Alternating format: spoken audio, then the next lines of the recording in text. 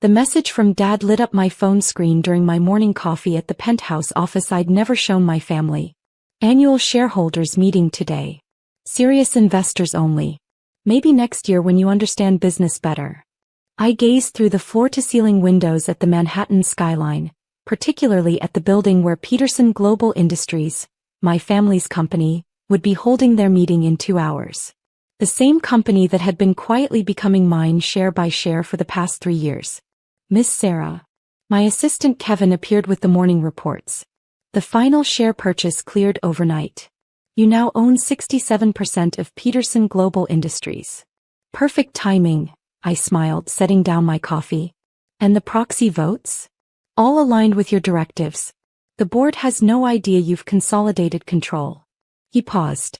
Your father still thinks those shares are split among different investment groups. Another text buzzed through, this one from my older brother James. Dad's right. These meetings are for people who actually contribute to the company. Stick to your little investment hobby. My little investment hobby had actually amassed a portfolio worth billions, all carefully hidden behind shell companies and investment groups. While they thought I was playing with my trust fund, I'd been orchestrating one of the largest silent takeovers in recent corporate history. Kevin, what's the current market value of my hobby? I asked, already knowing the answer. Your personal portfolio just crossed $8.2 billion this morning. That's not including your controlling interest in Peterson Global. I picked up my phone to read the latest family message. This one from my sister Elizabeth. Don't feel bad about the meeting, sis. We all know finance isn't your strength. Let's do lunch next week. I'll give you some investment tips. The same sister who lost $40 million in her last venture wanted to give me investment tips. The irony would be delicious if it weren't so tragic. They're gathering in the boardroom now, Kevin reported, checking his tablet. Your father just began his usual speech about family legacy and strong leadership. I stood up, smoothing my Armani suit. Is everything in place? Yes, Miss Sarah. The SEC filings are public as of. He checked his watch, 3 minutes ago. Financial news networks should be picking up the story any moment. Right on cue, my phone began buzzing with notifications.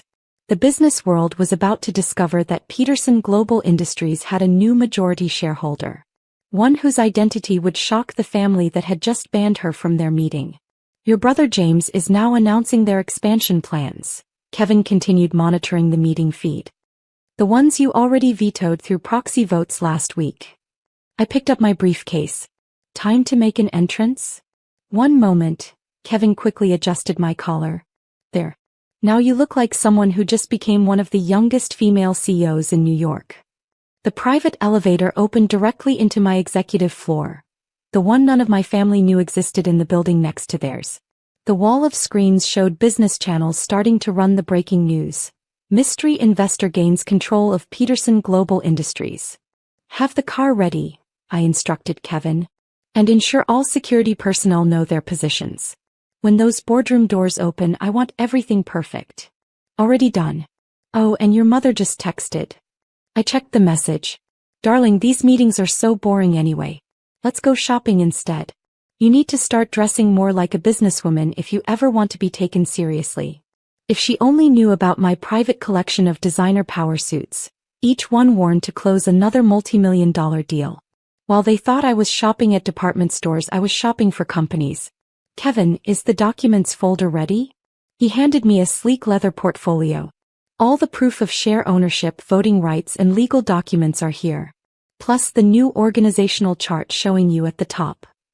I took one last look at my reflection in the window. Behind me, the Peterson Global Industries building stood tall, its boardroom visible from my office. Through the telescoping lens on my desk, I could see them all gathered there, completely unaware that their company now belonged to the daughter they just banned from their meeting. Miss Sarah. Kevin held the door. It's time. I picked up my phone to send one final message to the family group chat. Don't worry about saving me a seat. I'll be bringing my own. The elevator ride to Peterson Global Industries' executive floor was swift and silent. Security guards, who now ultimately answered to me, nodded respectfully as I approached the boardroom. Through the frosted glass, I could hear my father's confident voice. And so, fellow shareholders, our 5-year expansion plan will cement the Peterson legacy. Kevin checked his tablet. Perfect timing. CNBC is breaking the news now. Right on cue, phones began buzzing inside the boardroom. I could hear the confused murmurs growing. "Excuse me, Mr. Peterson, that was Bernard Walsh, our longest-serving board member. But there seems to be some confusion. I'm seeing reports that controlling interest in Peterson Global has been acquired by..." The boardroom doors flew open. I stood in the entrance, Kevin 2 steps behind me with the documentation. "By me," I finished for him. The scene would have been comical if it weren't so symbolic of their years of dismissal. Dad frozen mid-gesture at the podium, James choking on his premium water, Elizabeth dropping her Mont Blanc pen, and Mom's perfectly manicured hand flying to her throat. "Sarah." Dad's voice cracked. "This is a private meeting. Security." "They work for me now," I said calmly, walking to the head of the table. "In fact, as of 9 a.m. this morning, everything here works for me. Including you, Dad." "Impossible," James sputtered. "You don't have the capital or the business acumen to." Kevin stepped forward, distributing documents to each board member. "Ms. Peterson's acquisition of controlling interest is completely documented. Through various investment vehicles, she now owns 67% of all voting shares." Elizabeth grabbed the papers, her hands shaking.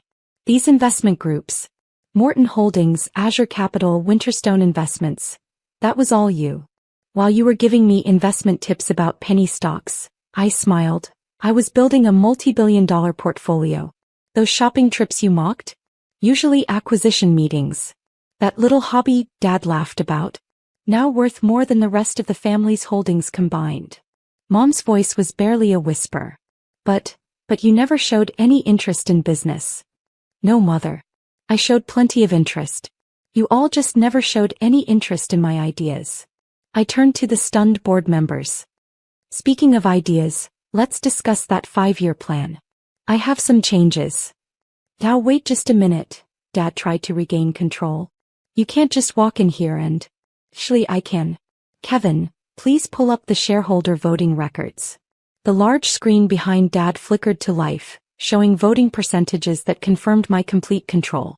"That expansion into commercial real estate that James championed? Cancelled.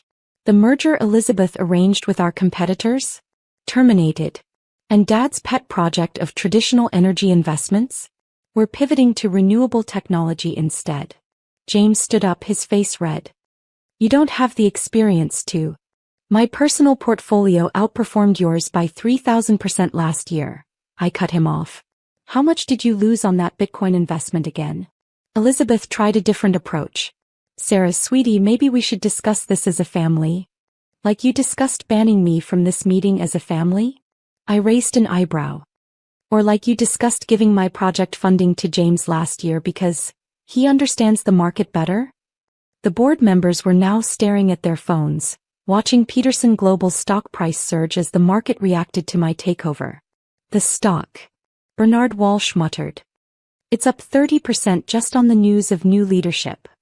"The market," I said, taking my place at the head of the table, "apparently has more faith in my business acumen than my family did." Dad made one last attempt. "The other shareholders won't stand for this. We have alliances."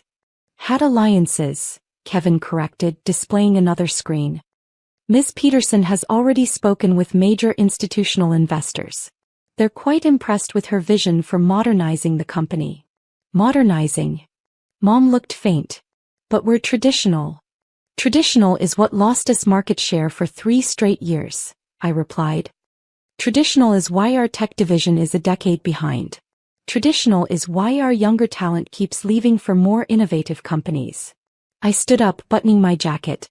"Now, shall we begin the actual meeting? I have rather a lot of changes to announce." "Changes?" James barely whispered. "Yes. Starting with the board composition. Dad, James, Elizabeth, you'll be receiving severance packages. Generous ones because unlike you, I understand the value of family connections. But your executive positions are being filled by people who earned them through merit, not birth." The silence in the room was absolute. "Oh, and Mom," I added. "About dressing more like a businesswoman? This suit cost more than your car. I just never felt the need to show off. Until now. 1 month after the takeover, I sat in my newly renovated CEO office, reviewing the company's transformed performance metrics. The stock had risen another 45%. Our new green technology division was making headlines, and employee satisfaction scores had hit record highs. A knock at my door interrupted my review. "Ms. Peterson, your family is here for the scheduled meeting." I glanced at the clock. Right on time for their first official shareholders briefing, as minority stakeholders. "Send them in, Kevin." They entered like chastened schoolchildren, Dad no longer strutting with his CEO confidence. James, his designer suit somehow looking less impressive. Elizabeth, clutching her portfolio like a shield. And Mom trying to maintain her social butterfly demeanor despite her obvious discomfort. "Please sit," I gestured to the chairs facing my desk. "Kevin, the reports?" He distributed sleek folders containing the quarterly performance reviews. The contrast between my family's remaining 15% collective ownership and my controlling stake was clearly outlined in the first page. "As you can see," I began, "our pivot to sustainable technologies has increased market capitalization by 62% since the leadership change. Our new talent acquisition program has brought in top executives from Google, Tesla, and Apple." "Those tech people," Dad muttered, "they don't understand our traditional client base." "Our traditional client base," I interrupted, pulling up a holographic display, "has grown by 300% since we modernized. The Peterson Global app has 50 million active users. Our clean energy division just signed contracts worth $8.7 billion. Elizabeth flipped through the reports frantically. "But the real estate division has been completely restructured," I finished. "We're now the largest developer of smart cities in North America. That risky, AI-driven urban planning system I proposed 2 years ago, the one you all dismissed, it's now our most profitable division." James cleared his throat. "About my position has been filled," I said firmly. "Though I hear Goldman Sachs is hiring. Of course, they might look up your performance records here first." Mom dabbed at her eyes with a monogrammed handkerchief. "Darling, at the country club. I've already declined the membership you tried to arrange," I said. "I'm too busy sitting on the boards of 3 Fortune 50 companies and advising the Commerce Department on technology policy." The silence that followed was broken only by the gentle hum of my quantum-secured trading terminal, displaying real-time global market data.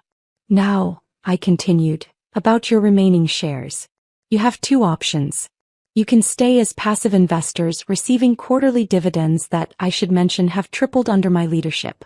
Or, Dad leaned forward. "I'll buy you out. Market price plus 20%. One-time offer, decision required today." They exchanged glances, decades of family power dynamics crumbling in real time. "Before you decide," I added, pulling up another holographic display, "you should know that Bloomberg is running a feature next week. Sarah Peterson, the silent strategist who revolutionized a dynasty. The Wall Street Journal already ran their piece. How a dismissed daughter built a better billion-dollar empire." Mom's hand trembled as she reached for her water glass. "The social implications are excellent," Kevin interjected, displaying social media metrics. "Ms. Peterson's leadership has been praised as a model of modern corporate governance. The company's reputation score is at an all-time high. The family legacy," Dad began, "is stronger than ever," I cut in. "Just not in the way you planned. The Peterson name now represents innovation, not stagnation. Progress, not privilege." I stood up, straightening my custom-tailored suit. "You have until the end of business day to decide about your shares. Either way, the quarterly shareholders meeting is next week. Try to be on time, though you'll be sitting in the general audience section, not at the board table." "The general audience?" Elizabeth looked horrified. "Yes, with the other minority shareholders. Don't worry, the seating is quite comfortable. I had it upgraded along with everything else you said couldn't be improved." As they rose to leave, looking shell-shocked, I added one final point. "Oh, and the annual family Christmas party? It will be held here this year. The guest list includes several world leaders and tech billionaires. Do try to keep up with the conversations about quantum computing and neural networks." Kevin held the door as they filed out, then turned to me. Your next appointment is with the Secretary of Commerce, followed by the Tesla board meeting. I nodded, already focusing on my next series of acquisitions. On my desk, a new text message appeared from James. You planned this for years, didn't you? I smiled, remembering all the dismissed ideas, the patronizing pats on the head, the exclusions from serious business discussions. My reply was simple. Next time, maybe include everyone in the family business meetings. The New York skyline stretched out before me, Peterson Global's newly redesigned logo shining atop our expanding tech campus. In the reflection of my office window, I could see the future of the company, and it looked nothing like the past they'd tried so hard to preserve.